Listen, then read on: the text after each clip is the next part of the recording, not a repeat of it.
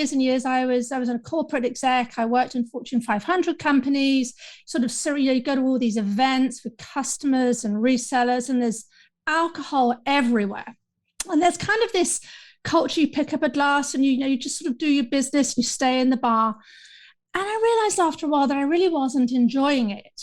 And it wasn't that I was an alcoholic. I was really high performing, got a family, great job. I wasn't missing work or anything.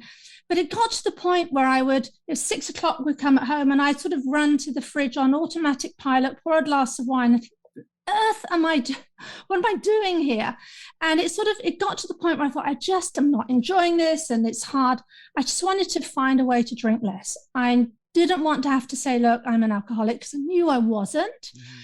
And I sort of did some research and figured out how to fix this, I would say, for myself. And then I decided, look, I know there must be lots and lots of others out there. And this is they're called the gray drinkers. These are the people who aren't in the alcoholic category, but really are kind of feeling a little out of control. Anyway, So I decided I want to quit the corporate thing and I'm going to go full bore into this. And that's what I now do. And I thought, a podcast would be a great way to talk about it, in fact. So. Well, it definitely is. It definitely is. And you keep them short, sweet, and to the point. Just monologues is telling pretty much what you do, and how you got to where you are, which is a great idea. Like, if you're going to do something like this, a podcast is a perfect avenue, which we are going to get to. But I do want to kind of touch upon just drinking in general. Now, I also do not consider myself an alcoholic. Never was. Like, I enjoy a drink. I never get nowadays out of control. But there was a time in college where I felt like I thought that I was drinking too much, but I didn't like the person I was when I was over drinking. It got to the point where my friends had to go, Will, like, you need to simmer down a little bit because you're too loud, essentially. Yeah. So like, this whole podcast, this whole kind of program kind of speaks to me. It's like, oh, I did this. So like, I severely cut back. I now have like a personal program of myself where it's just like, I never drink alone. I don't do any drugs alone. Like, I don't smoke weed alone. I don't drink alone. Yeah. And that's the only drugs I really do. So like, last Saturday, me and my friend are watching wrestling, and we got a 30 rack for the pay-per-view. There's still 7 beers in my fridge that are like almost 14 days old that just haven't been touched because I live alone. I find that very interesting. Now, why do you think people have an issue with drinking to begin with? Well, I think it's because we go out there and it really just becomes a habit, actually. I don't think we realize we're in these areas, because you can have a drink, I'll have a drink.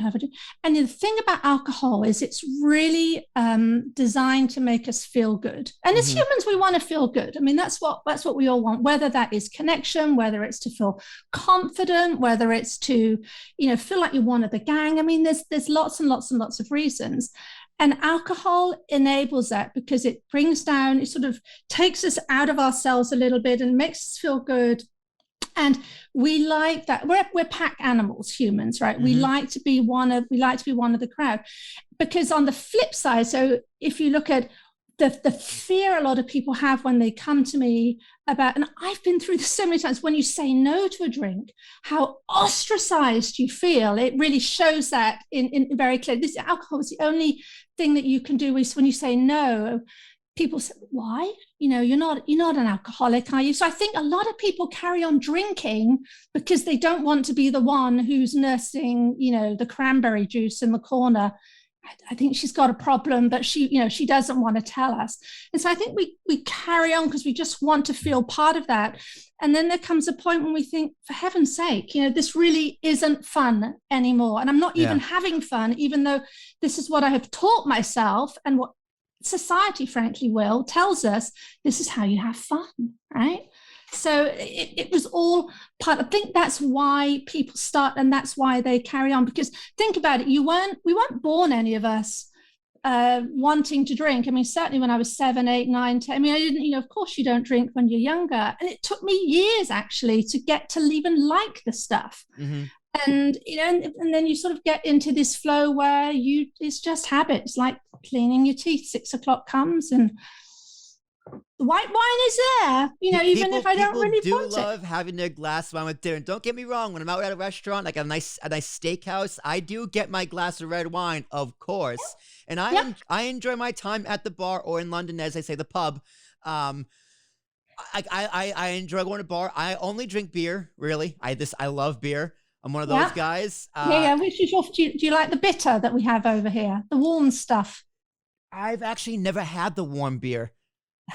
So that sounds intriguing. It sounds very intriguing. One day I'm going to get over there and I'm going to make sure I go and try the warm beer and tell them Anna Charles sent me. Thank you very much for watching this clip of the Ambiguous Podcast Solution. Now, please tell me below, what's your relationship with alcohol like? Tell us your sob story, your fun story, your bad story, your embarrassing story.